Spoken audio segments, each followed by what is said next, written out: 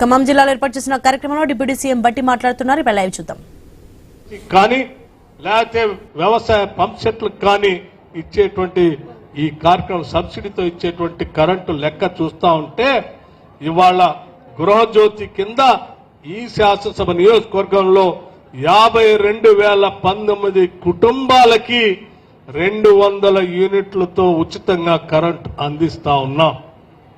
52,019 కుటుంబాలు అంటే ఈ రాష్ట్రంలో దాదాపు ఈ శాసనసభ నియోజకవర్గంలో 60 నుంచి 70% కుటుంబాలు ఈరోజు ఉచితంగా కరెంటును పొందుతా ఉన్నాయి. దాదాపు 36 కోట్ల రూపాయలు మీ అందరి తరఫున రాష్ట్ర ప్రభుత్వం వరుణ్ రెడ్డి గారికి ప్రతి నెల మేము ఎన్పీడీసీఎల్కి డబ్బులు కడతా ఉన్నాం.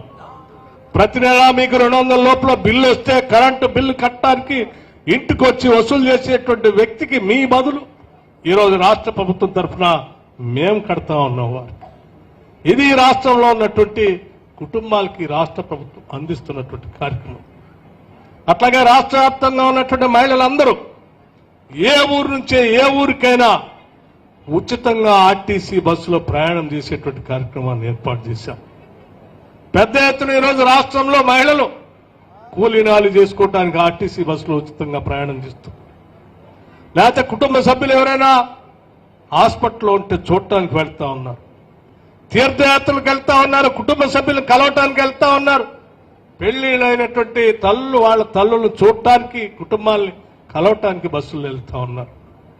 అనేక రకాలైనటువంటి ప్రాంతాలకు ఎక్కడ ఏ కార్యక్రమం జరిగినా ఈరోజు రాష్ట్ర వ్యాప్తంగా టికెట్ లేకుండా ఉచితంగా ఆర్టీసీ బస్సులో ఉచితంగా ప్రయాణం చేసేటువంటి పరిస్థితి దాదాపు ఈరోజు రాష్ట్రంలో నాకు తెలిసి 2 కోట్ల సార్లు కంటే ఎక్కువగా ఈరోజు రాష్ట్రంలో ఉన్నటువంటి మహిళలు ఈరోజు బస్సులో ప్రయాణం చేశారు. మీ అందరి తరఫున మీరు తీసుకునేటువంటి టికెట్ సంబంధించిన డబ్బుల్ని ఈ రోజు ఆర్థిక శాఖ నుంచి నేను నేరుగా ఆర్టీసీకి ప్రతి నెల డబ్బులు కడతా ఉన్నాను మహిళలందరి తరఫున కూడా ఈ సందర్భంగా చెప్తాం. ఉచితంగా అంటే వాళ్ళేం ఆర్టీసీ వాళ్ళు ఉచితంగా ఇవ్వట్లే, వాళ్ళకి మేము నేరుగా మీ తరఫున డబ్బులు కడతా ఉందని కూడా ఈ సందర్భంగా మనం చేస్తా ఉన్నాం. ఈ కార్యక్రమాలన్నీ కూడా రాష్ట్ర వ్యాప్తంగా ఉన్నటువంటి మహిళల కోసం ప్రత్యేకంగా ఈ ప్రభుత్వం తీసుకునే కార్యక్రమంలో కొన్ని మచ్చుతొరకలకు మాత్రమే మీ అందరికి దృష్టికి తీసుకురావాలని ఆలోచనతో చెప్పాను.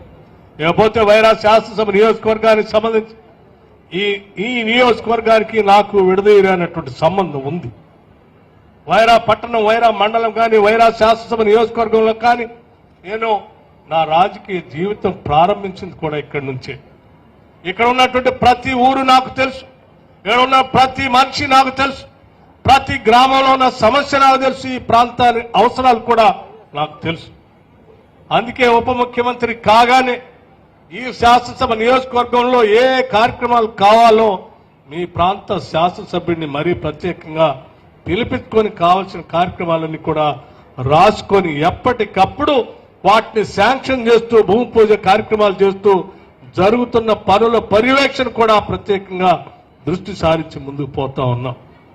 దాంట్లో భాగంగానే విద్యతో పాటు వైద్యానికి ఎంత ప్రాముఖ్యత అవసరం ఉందో గుర్తించే 100 పడకల ఆసుపత్రికి సంబంధించి ఇక్కడ భూమి పూజ గతంలో చేసుకున్నాం.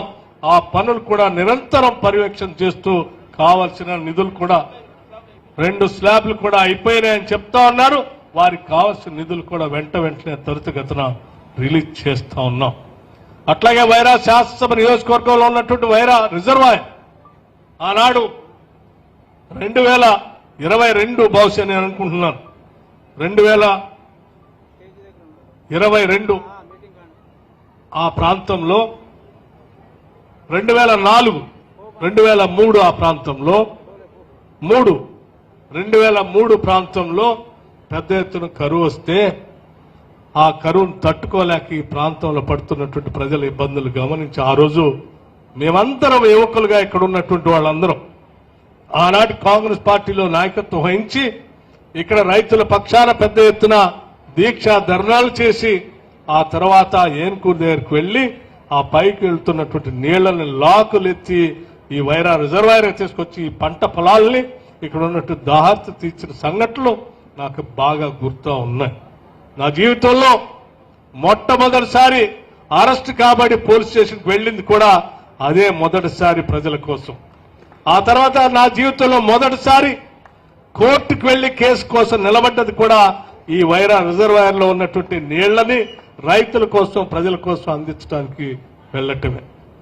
అటువంటి సంఘటన నాకు ప్రతిసారి గుర్తుకొస్తుంది. కాబట్టే నేను రాగానే ఆనాడు ఉమ్మడి రాష్ట్రంలో కాంగ్రెస్ పార్టీ అధికారంలో రాగానే వైరా రిజర్వాయర్ లెఫ్ట్ కెనాల్ కి రైట్ కెనాల్ కి లైనింగ్ చేపించడానికి ఆనాడు 42 కోట్ల రూపాయలు శాంక్షన్ చేపించి మొదటి దశ పూర్తి చేశాం.